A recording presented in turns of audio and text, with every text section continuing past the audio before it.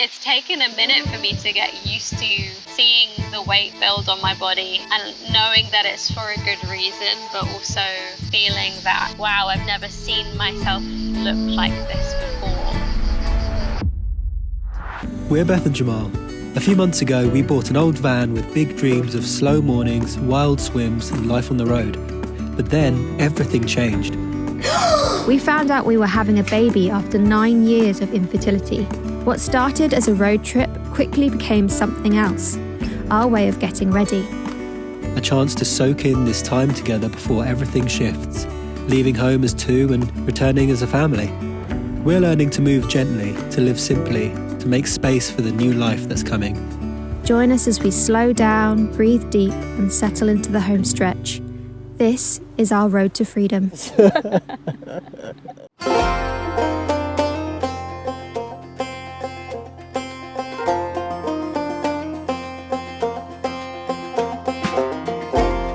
We've been on the road for nearly 6 weeks now, all during Beth's third trimester, and honestly, it feels so natural. We've really dropped into a nice rhythm and found the kind of peace that we've been looking for as we approach parenthood. And I get it, it's not conventional. People will always have their opinions on what we should or shouldn't be doing, but we will always courageously live the adventurous life God has set out for us. And besides, we will never be the same after this trip because of the impending change that's about to happen. So we're really soaking up every last bit, savouring every moment together. And we've learned so much about the parents we want to be.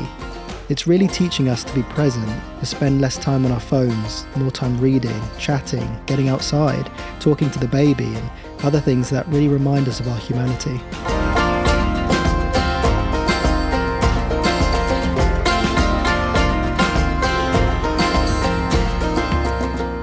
She kicking? Yeah.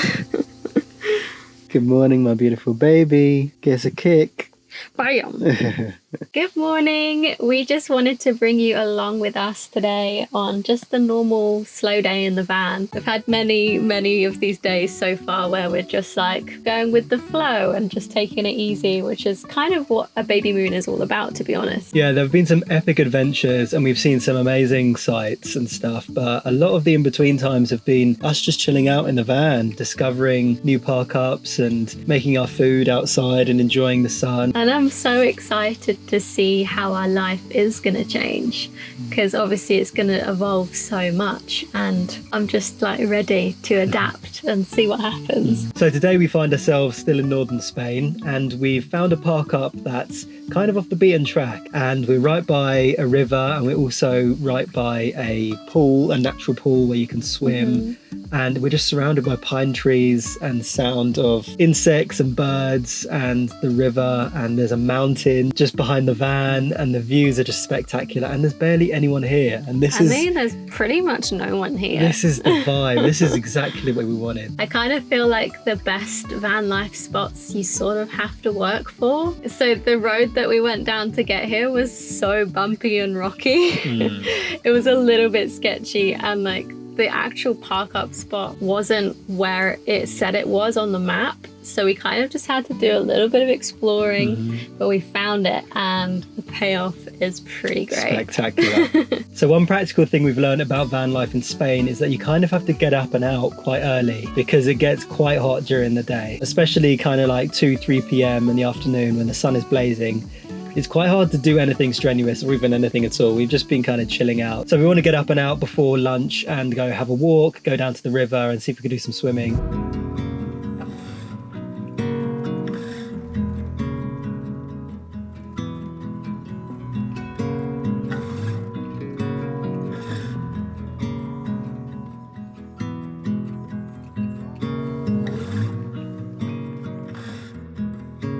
With being pregnant, there are a lot of external voices and opinions of what you should be doing, how you should be experiencing your pregnancy, how you should be preparing for birth, or like what stuff you should have already. There's just a lot. And it's so lovely to just not have that and do things in our own way that just feels so peaceful and relaxed, and allowing nature and the wild and God to kind of guide us throughout this whole process.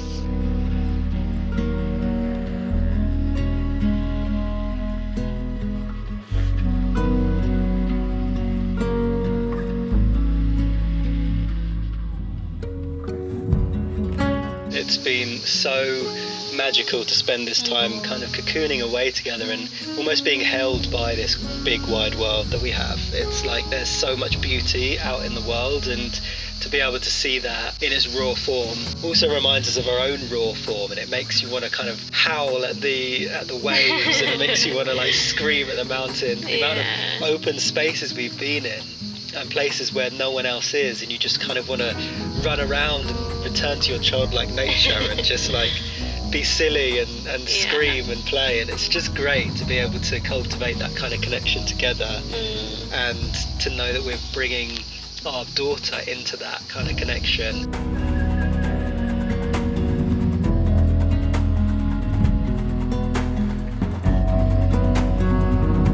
When you're in nature, it just brings out your inner child. It brings out so much play. I love that kind of primal connection. I've always been very drawn to that side of myself, so it's very fun to be able to fully express that.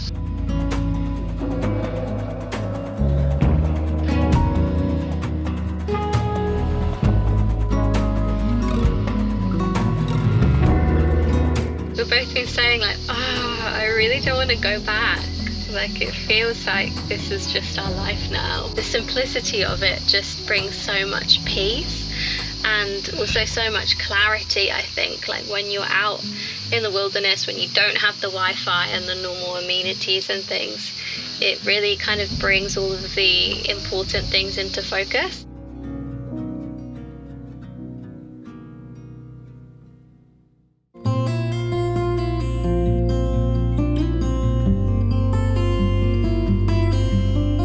It's just really interesting how your mind can really distort what you see.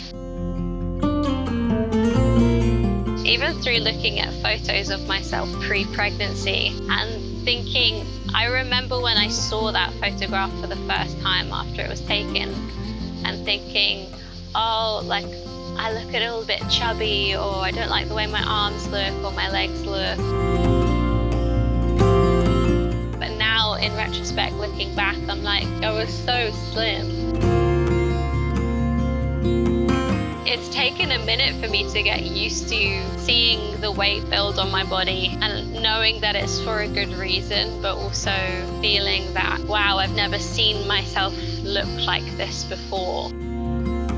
It's taken conscious thought for me to really embrace that and to really lean into the knowledge that this is such a beautiful, magical, transformative thing that my body is doing, and there's absolutely nothing ugly about it. I'm at my kind of biggest weight right now, and I'm not huge at all, and it may sound silly because, like, I don't know, to some people I may not look like fat or, you know, any of those things, but the way that your mind can distort what you see of yourself can sometimes really reflect your internal state of how you feel about yourself in general.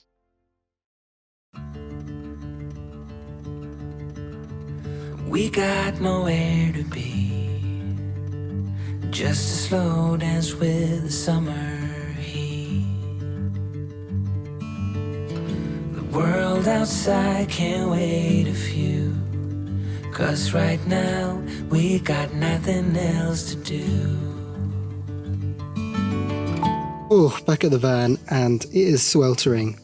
Heat of the day, and so I think we're just gonna chill, just gonna have a siesta, do some reading maybe.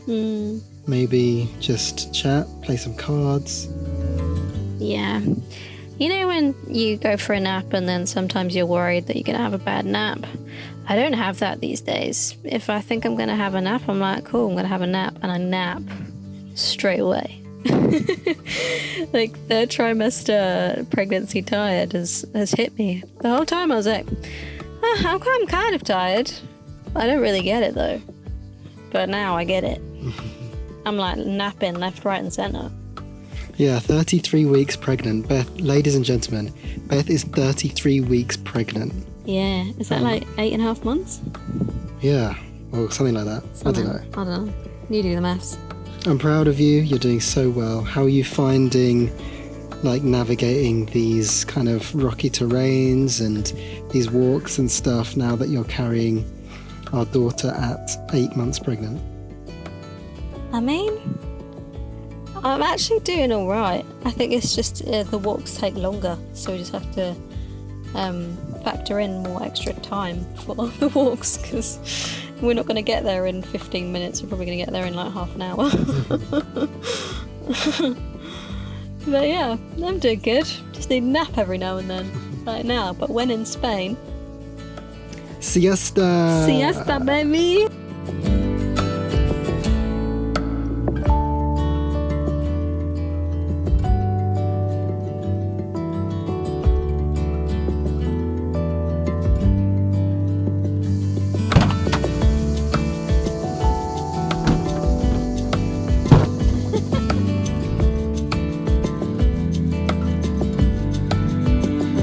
Oh, it feels like that, like summer air through window crack. Oh, it feels like that, like the summer sun on quiet tracks.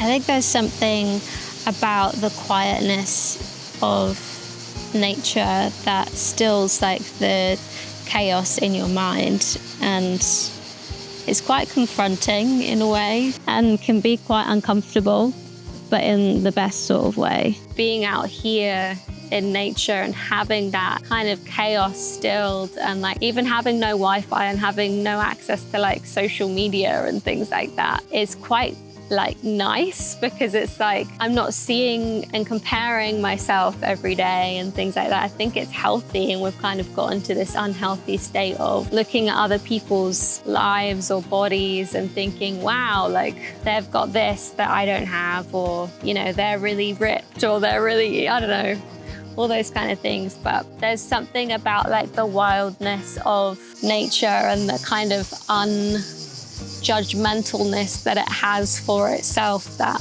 I think that we can learn from, because it just grows and blooms and blossoms and changes in all its seasons, and that's how we are. Just embracing that kind of state that I'm in now of bloom, as it were. I'm in my kind of springtime season, growing and nurturing fruit, life. That's a beautiful thing, and I'm just really kind of leaning into that and capturing any of those negative thoughts. Having that stillness allows me to really hone in on when those thoughts are kind of passing by my mind. I think it's a real privilege and also a real practice to take into society to cultivate that inner stillness and that inner quiet listening to those voices that niggle away for so long, and you don't realize that they're there. At the time, like in the past, when I'd see those photos of myself, I never realized that I was thinking that. I just felt that. To not only feel what's happening, but to understand and to know the impact that has on your state of being or on the way that you see yourself is really important, because your body listens. Yeah, I think it's been so powerful to see Beth move through nature as a pregnant woman. I feel so much more prepared, having done this kind of natural and nature experience in our third trimester, remembering that our life can be enjoyable and our baby doesn't signify the end of our enjoyment. It's a new chapter with a new excitement, and we can live alternatively. We don't have to hunker down and just pop out babies. Yeah, we will be heading back to the UK soon, and we will be, giving birth in the UK and doing the normal things you'd expect, but it doesn't mean we can't do this going forward. It doesn't mean that once the baby's a bit older, we can kind of get back in the van and live how we're living now, just with our baby. How exciting is it to go into giving birth to a baby, to a child, whilst being in your highest state of childlikeness? I really do feel like we're kind of preparing not only like mentally, physically, but also just like emotionally and energetically, like how we are in life and how we move through the world and the wonder that we see things through. Fire's all I see, the blaze of a lover's gaze on me. Watch as the embers fly, as we hold each other tight, as we hold each other tight. First earth is sin, baby, won't you be sitting in the back of my car?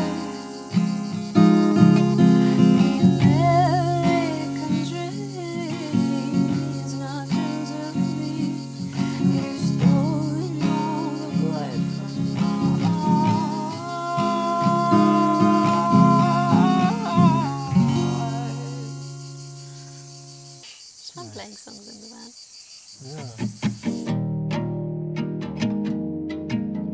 As the sun descended behind the mountains and the cool breeze replaced the sweltering heat of the day, I whipped up my favourite one-pot pasta dish. Taking more of a lead on all the cooking and cleaning as Beth becomes more pregnant honestly doesn't really bother me. I've always enjoyed cooking when I'm not trying to rush, and cooking outside makes it an even more enjoyable experience, even if our tiny stove means meals take absolutely ages to finish.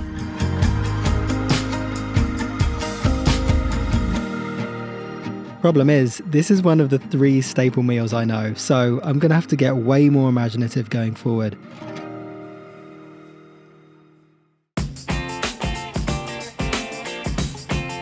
We woke up the next morning with contrasting feelings in our heart. As we collected the wild rosemary that was growing in abundance around us, we came to terms with the fact that this was the last full day of wandering on our trip. From here on, we were making the journey home, and whilst we gave ourselves a week to get there, we had a destination. This was the last location we discovered organically. Yet we grin to ourselves as we depart, knowing that we had accomplished all of this in Beth's 3rd trimester, when people told us not to. Pregnancy, and indeed parenthood, will never stop us following our dreams.